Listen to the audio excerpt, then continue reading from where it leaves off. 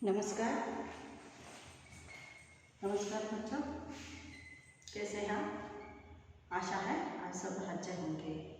बच्चों, आप आज आपको मैं कर्नाटक संपदा 10वीं कक्षा के कर्नाटक संपदा इस गद्य के दूसरे भाग के बारे में जानकारी दूंगी। बच्चों, पहला भाग आपको समझ में आया होगा। पहले भाग में आपने देखा था कर्नाटक की प्राकृतिक वर्णना के बारे में आपने सुना था, और कर्नाटक में कन्नड़ भाषा बोली जाती है और कर्नाटक की राजधानी बेंगलुरु है। कर्नाटक की बेंगलुरु को सिलिकॉन सिटी भी कहा जाता है। वहाँ पर बड़े बड़े संस्थाएं हैं और कर्नाटक के अनेक दिग्गजों का परिचय भी आपने प्राप्त किया था। कर्नाटक के भद्रावती में चीनी सीमेंट, रेशम और कागज़ के कारखानों के बारे में सुना था, और कर्नाटक में विपुल मात्रा में चंदन का पेड़ होने के कारण कर्नाटक को चंदन का आभार भी कहा जाता है, ये भी सुना था आपने।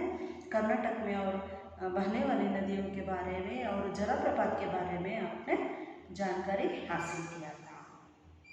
बच्चों, आइए अब दूसरे भाग के बारे में जानकारी प्राप्त करेंगे। उससे पहले इस दूसरे भाग में आने वाले कुछ कठिन शब्दार्थों की और देखेंगे। पहला है वास्तुकला।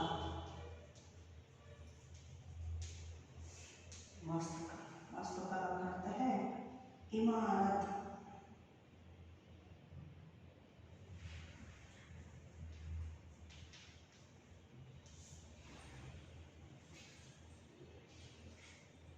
इमारत, मकान आदि बनाने की कला।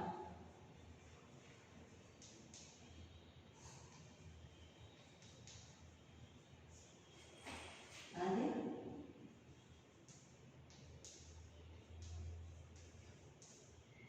बनाने की कला।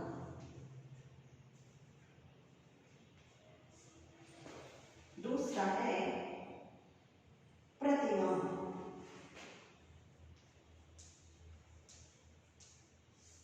मूर्ति।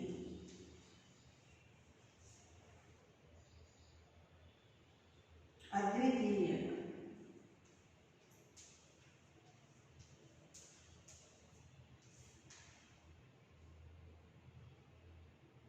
जिसके समान दूसरा ना हो।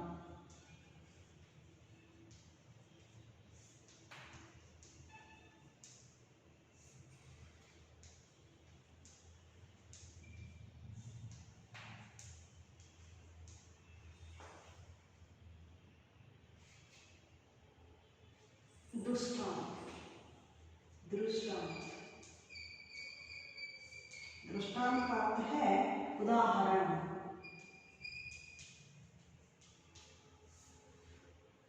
श्रीवृद्धि।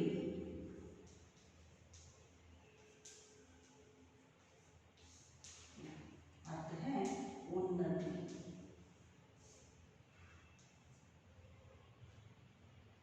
उन्नति, प्रगति।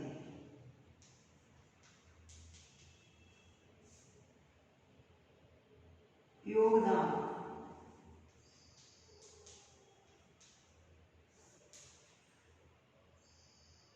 सहयोग देना।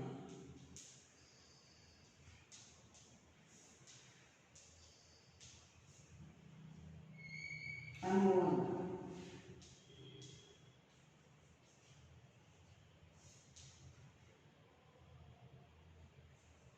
अमूल्य, बेजोड़।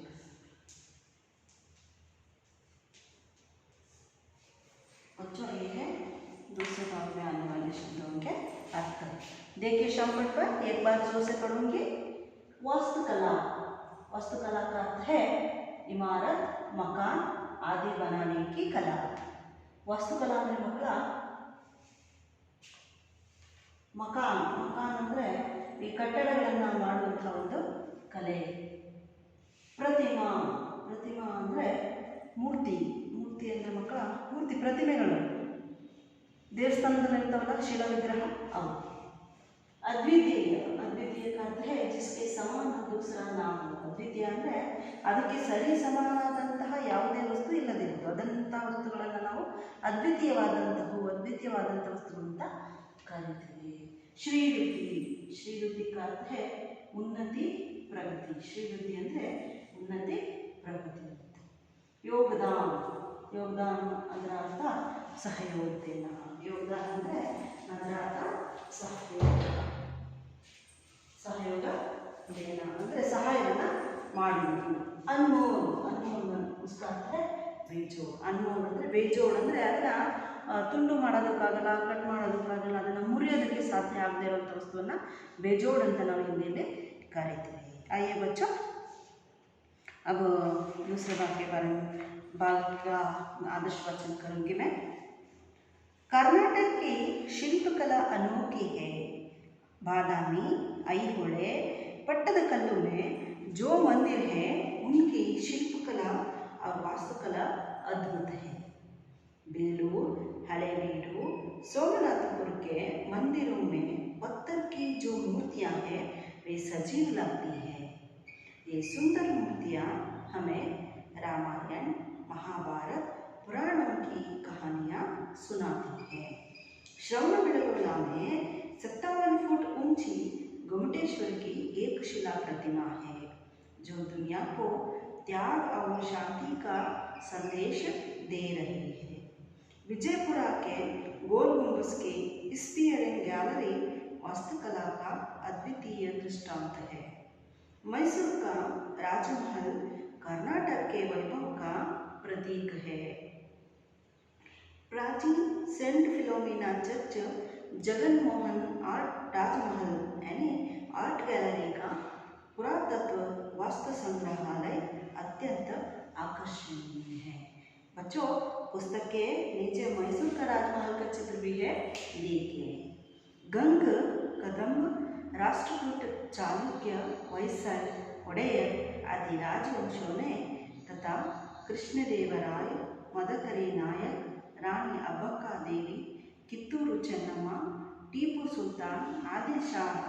जैसे शासकों ने कर्नाटक राज्य की श्रीवृद्धि में अपना महत्वपूर्ण योगदान दिया है कर्नाटक के अनेक साहित्यकारों ने सारे संसार में कर्नाटक की कीर्ति फैलाई है वचनकार बसवಣ್ಣ क्रांतिकारी समाज सुधारक थे अक्का महादेवी अल्लमा प्रभु सर्वज्ञ जैसे अनेक संतों ने अपने अनमोल वचनों द्वारा प्रेम दया और धर्म की सीख दी है पुरंदरदास कनकदास आदि भक्त कवियों ने भक्ति नीति सदाचार के गीत गाए हैं पंपा रन्ना पोन्ना कुमारव्यास हरिहर राघवांक आदि ने महान काव्यों की रचना कर कन्नड़ साहित्य को समृद्ध बनाया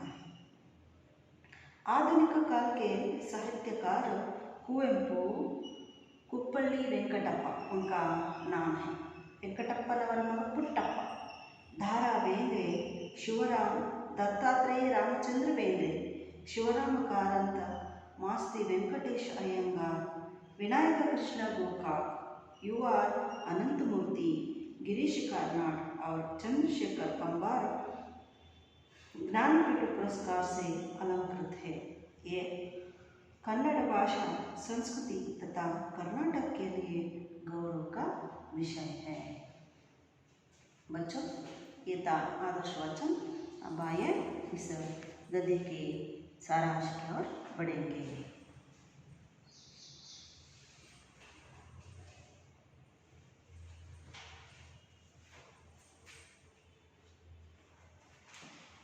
कर्नाटक की शिल्पकला अनोखी है कर्नाटक की शिल्पकला कैसे है बच्चा अनोखी बहुत ही सुंदर है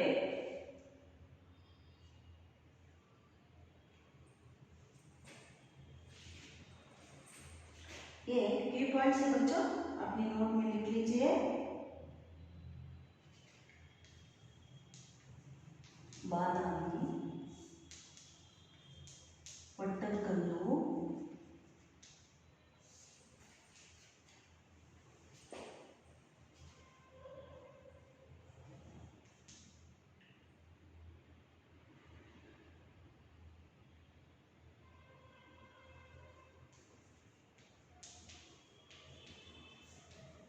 मंदिर के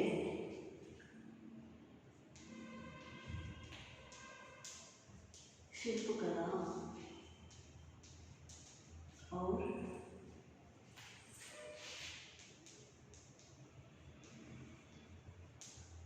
और वास्तुकला अद्भुत है।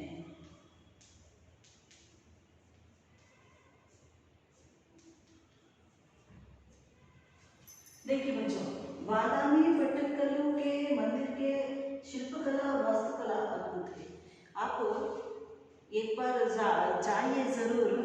बादामी पट्टदकल्लु ऐहोळे में जो मंदिर है, जो भगवान के मंदिर है, वहाँ की शिल्पकला बहुत ही मनमोहक है। एक बार देखिए, आपको मालूम हो जाएगा।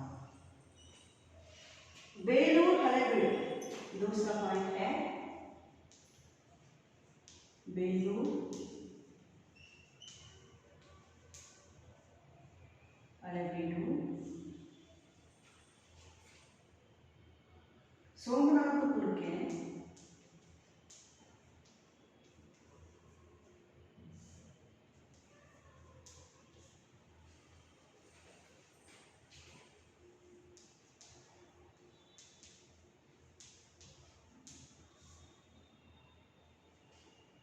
मंदिरों में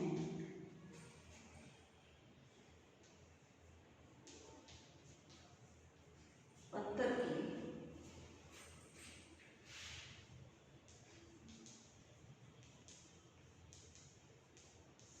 जो मूर्तियां हैं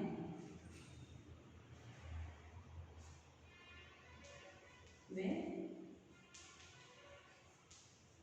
सजीव लगती है। एक बार हम बेलूर हलेबीडु सोमनाथपुर के मंदिर के जो पत्थर की मूर्तियां हैं उसे देखिए तो हमें लगता है इन मूर्तियों में जीव है, जान है, ऐसा लगता है। ये मूर्तियां सजीव है, इसमें जान है, ऐसा हमें प्रतीत होता है बच्चों। ये मूर्तियां हमें रामायण, महाभारत और पुराण की कथाएं सुनाती हैं। ये मूर्तियां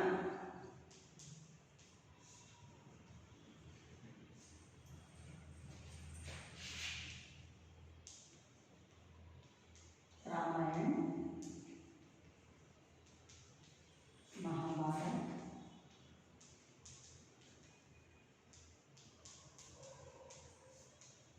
पुराण की कथाएं सुनाती है बच्चों। और श्रवणबेळगोಳ में 57 फुट ऊंची गोमटेश्वर की एक शिला प्रतिमा है। गोमटेश्वर के एक शिला प्रतिमा है।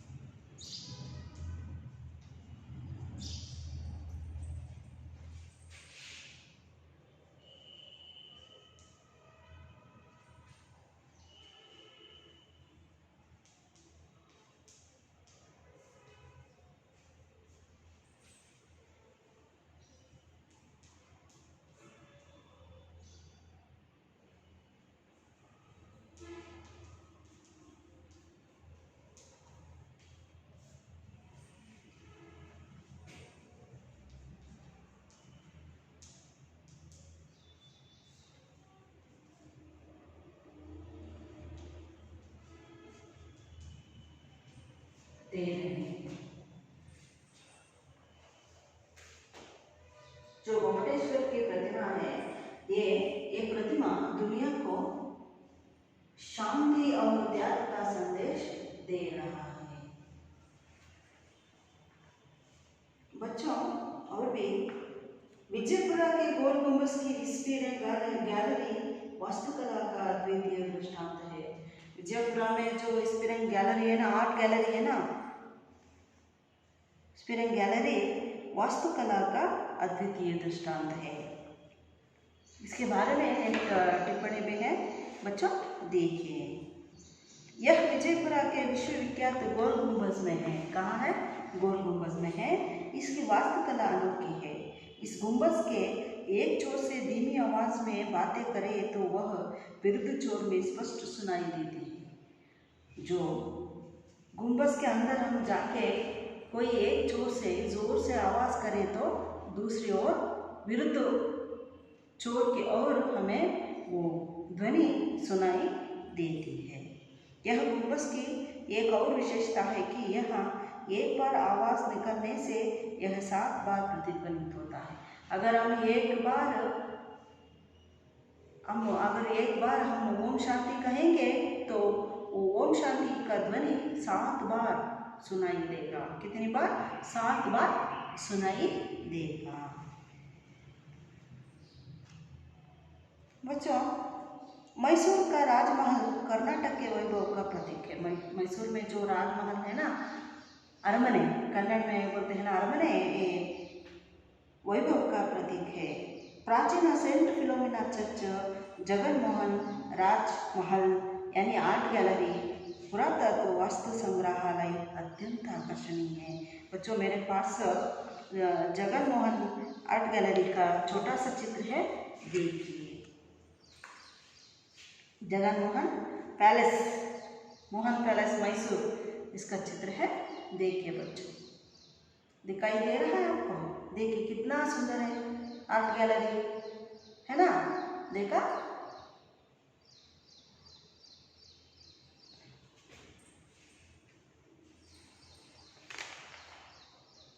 बच्चों, गंगा कदंब कर्नाटक में अनेक शासकों ने इसका शासनभार संभाला था। गंग, कदंब, राष्ट्रकूट, चालुक्य, होयसल, ओडेयर आदि राजवंशों ने तथा कृष्णदेवराय, उनमें प्रसिद्ध राजाओं का नाम है यह। कृष्णदेवराय, मदकरी नायक, रानी अब्बक्का देवी, कित्तूर चेन्नम्मा, टिप्पू सुल्तान, आदिल शाह जैसे शासकों ने कर्नाटक राज्य की अभिवृद्धि में अपना महत्वपूर्ण योगदान दिया है। ಮಕ್ಕಳ, ನಮಗೆಲ್ಲರಿಗೂ ತಿಳಿದಿರುವಂತೆ ಗಂಗ, ಕದಂಬ, ರಾಷ್ಟ್ರಕೂಟ, ಹೊಯ್ಸಳ, ಒಡೆಯರ ಈ ರಾಜವಂಶಗಳು ಕರ್ನಾಟಕವನ್ನು ಉನ್ನತ ಶಿಖರಕ್ಕೆ ತೆಗೆದುಕೊಂಡು ಹೋದಂತಹ ಪ್ರಮುಖ ರಾಜರು ಯಾರ್ಯಾರಪ್ಪ ಅಂತಂದರೆ ಕೃಷ್ಣದೇವರಾಯ, ಚಿತ್ರದುರ್ಗದ ಮದಕರಿ ನಾಯಕ, ರಾಣಿ ಅಬ್ಬಕ್ಕ ದೇವಿ, ಕಿತ್ತೂರಿನ ಚೆನ್ನಮ್ಮಾದೇವಿ, ಟಿಪ್ಪು ಸುಲ್ತಾನ, ಆದಿಲ್ ಶಾ ಇಂತಹ ಅನೇಕ ಶಾಸಕರು ಕರ್ನಾಟಕ ರಾಜ್ಯವನ್ನು ಶ್ರೀವೃದ್ಧಿಗೆ ಅಂದರೆ ಉನ್ನತ ಶಿಖರಕ್ಕೆ, ಅತ್ಯಂತ ಉನ್ನತಿಗೆ ನಮ್ಮ ಕರ್ನಾಟಕ राज्य ಕೊಂಡೊಯ್ದಿದ್ದರು। कर्नाटक के अनेक साहित्यकारों ने सारे संसार में कर्नाटक की कीर्ति फैलाई है। हंगंದ್ರೆ मಕ್ಕಳ, कर्नाटक में जो साहित्यकार है वो उन्होंने कर्नाटक की कीर्ति को सारे विश्व में फैलाया है। पहले वचनकार बसवಣ್ಣ क्रांतिकारी समाज सुधारक थे। बच्चों, ನಿಮಗೆಲ್ಲರಿಗೂ ಗೊತ್ತೇ ಇದೆ ವಚನಕಾರರು ಆದಂತಹ ಕ್ರಾಂತಿಕಾರಿ ಬಸವಣ್ಣನವರು ಕ್ರಾಂತಿಕಾರಿ ಸಮಾಜ ಸುಧಾರಕರಾಗಿದ್ದರು। ಅವರ ವಚನಗಳು ಎಲ್ಲೆಲ್ಲೂ ಜನಪ್ರಿಯವಾಗಿವೆ ಮಕ್ಕಳ। ಅಕ್ಕ ಮಹಾದೇವಿ, ಅಲ್ಲಮ ಪ್ರಭು, ಸರ್ವಜ್ಞ ಇಂತಹ ಅನೇಕ ಸಂತರ ವಚನಗಳು ಅತ್ಯಮೂಲ್ಯವಾಗಿವೆ। ಅವಕ್ಕೆ ಬೆಲೆ ಕಟ್ಟೋದಕ್ಕೆ ಸಾಧ್ಯ ಇಲ್ಲ ಮಕ್ಕಳ। ಆ ವಚನಗಳಲ್ಲಿ ನಾವು ಏನೇನು ಕಾಣ್ತೀವಪ್ಪ ಅಂದರೆ ಪ್ರೇಮ, ದಯ ಮತ್ತು ಧರ್ಮ। प्रेम, दया, धर्म, ये सीखते हैं।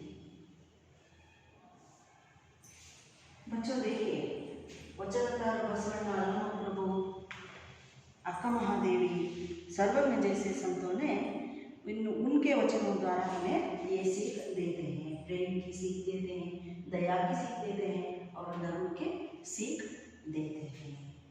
बच्चों, इन्होंने ही नहीं, पुरंदरदास, कनकदास और आदि भक्त कवियों ने भक्ति गीति, भक्ति नीति, सदाचार के गीत गाए हैं। ಪುರಂದರದಾಸ ಕನಕದಾಸರ ಹಾಡುಗಳನ್ನು ದಾಸತ್ಯಗಳನ್ನು ನೀವು ಕೇಳುತ್ತಿರುವ ಮಕ್ಕಳ ಮನಸ್ಸಿಗೆ ತುಂಬ ಅತ್ಯಾನಂದವಾಗುತ್ತೆ. ಅವರ ಆ ಗೀತೆಗಳಲ್ಲಿ ಭಕ್ತಿ ನೀತಿ ಸದಾಚಾರವನ್ನು ನಾವು ಕಾಣಬಹುದು. ಪಂಪ, ರನ್ನ, ಪೊನ್ನ, ಕುಮಾರವ್ಯಾಸ, ಹರಿಹರ, ರಾಘವಾಂಕ ಇಂತಹ ಅನೇಕ ಮಹಾನ್ ಕವಿಗಳು ಮಹಾನ್ ಕಾವ್ಯಗಳನ್ನು ರಚನೆ ಮಾಡಿದ್ದಾರೆ. ಅವರೆಲ್ಲರೂ ಕೂಡ आपको नाम सुना है, आपको कन्नड़ में पंप, रन्न, पन्न, कुमार व्यास, हरिहर, राघवांक आदि महान कवियों ने महान काव्यों की रचना किया है. इनसे क्या हुआ है? कन्नड़ साहित्य को समृद्ध बनाया है. आधुनिक काल के साहित्यकार है कुवेंपु, दारा बेंद्रे. बच्चों देखिए, पहले ये चित्र को देखिए, बाद में इनके बारे में जानकारी देखिए. बच्चों, कौन कौन है कन्नड़ के ज्ञानपीठ पुरस्कृत कवियों के चित्र हैं. देखिए बच्चों,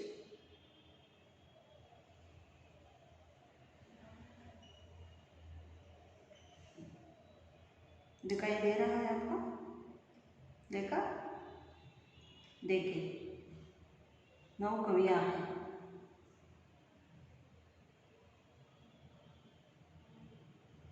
9 नहीं, 12 कवियाँ हैं, है ना?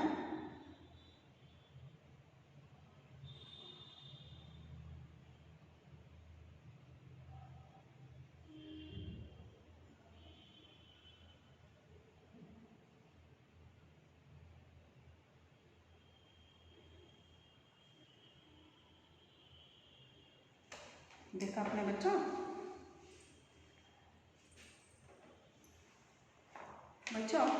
यहाँ मैंने आपको यह चित्र में 8 कन्नड़ के महान कवियों का, आधुनिक कवियों का चित्र दिखाया है. इनमें पहले है कुवेंपु. आप एक बार कुप्पड़ी में जाइएगा ज़रूर.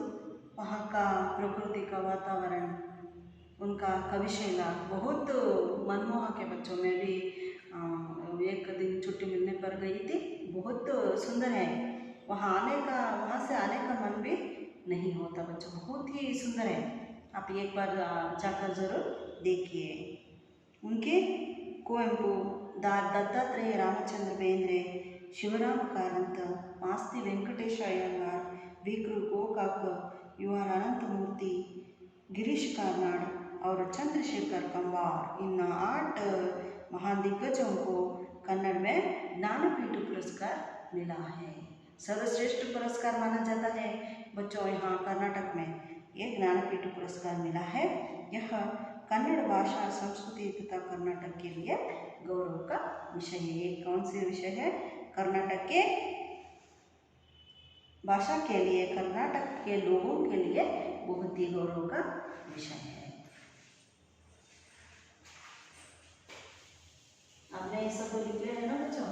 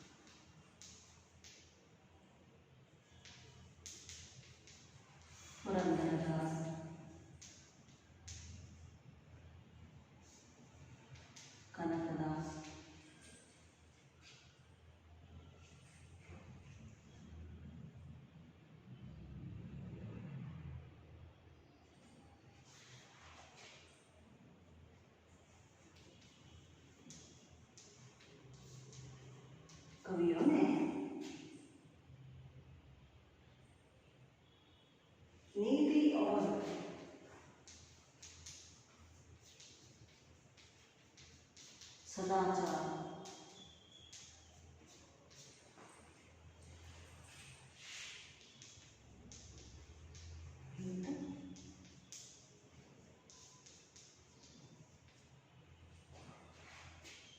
गाय, पंपा, अरण्य, वन, राघवांक, कुमार व्यास,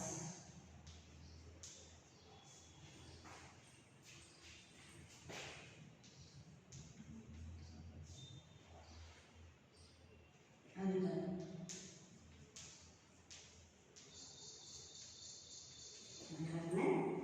महान कार्यों की रचना की है। पंपा के पंप भारत है,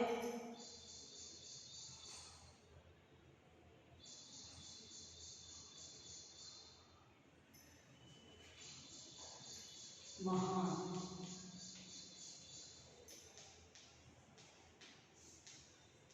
महान कार्यों की रचना किया है।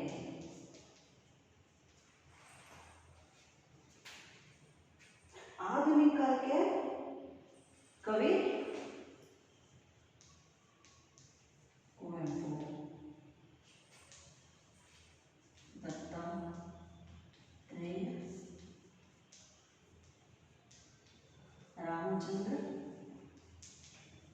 बेंद्रे,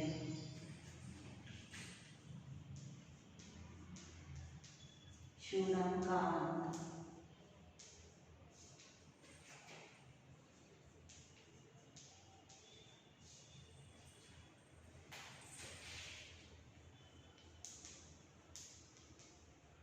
मास्टर वेंकटेश अय्यंगार,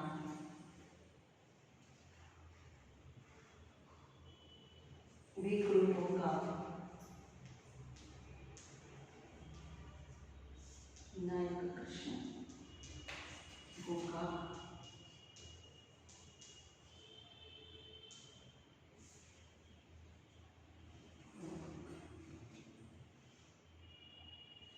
गिरीश कार्नाड,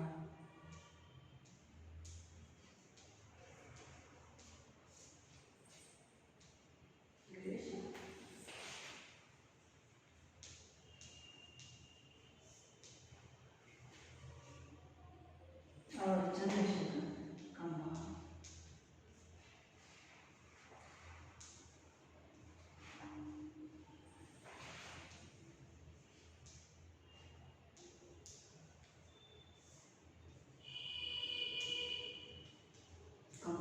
ये कवियों ने कन्नड़ भाषा ज्ञानपीठ पुरस्कार,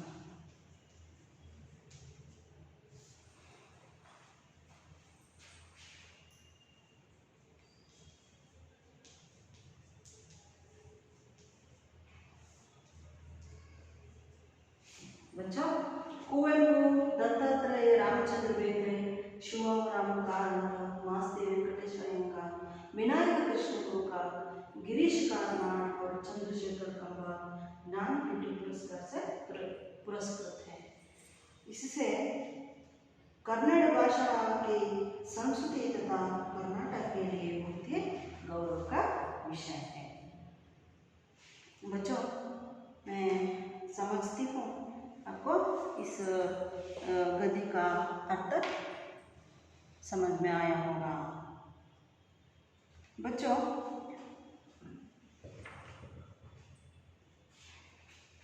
मेरी एक सलाह है बच्चों आपको, यह परीक्षा की दृष्टि के लिए ये पाठ बहुत ही प्रमुख है। अब इस पाठ को 2-3 बार पढ़िए। मैंने जो की पॉइंट्स शाम पाठ पर लिखे हैं उन पॉइंट्सों को आप अपने नोट में लिख लीजिए, उसके बार बार दोहराइए लिखते और मनन कर लीजिए बच्चों। आपको पाठ को अगले दिनों में अब स्कूल शुरू होने के बाद ये पाठ को सुनते वक्त आपको अच्छी तरह से याद आना चाहिए। इस पाठ का मुख्यांश क्या है। इससे क्या होता है आपको याद रहेगा, और इस पाठ में जो भी प्रश्न पूछा जाएगा परीक्षा में आपको लिखने के लिए बहुत ही सरल होगा। बच्चों, इस पाठ में 4-5 वाक्यों में उत्तर लिखे, बहुत ही इम्पोर्टेंट है। आप इस प्रश्नों को एक बार सुनिए। कर्नाटक के प्राकृतिक सौंदर्य का वर्णन कीजिए। ಕರ್ನಾಟಕದ ಪ್ರಕೃತಿ सौंदर्यವನ್ನು वर्णನೆ ಮಾಡಿ ಅಂತ। कर्नाटक की दूसरा है कर्नाटक की शिल्पकला का परिचय दिया है, दीजिए। अब मैं पहले पॉइंट्स लिखी थी ना, वो लिखे तो आपको 5-6 का उत्तर मिल जाएगा।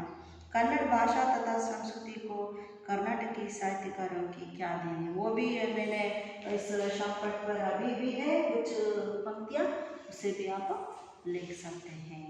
बच्चों, इसी के साथ मुझे इजाज़त दीजिए। धन्यवाद। फिर कल मिलेंगे बच्चों। धन्यवाद।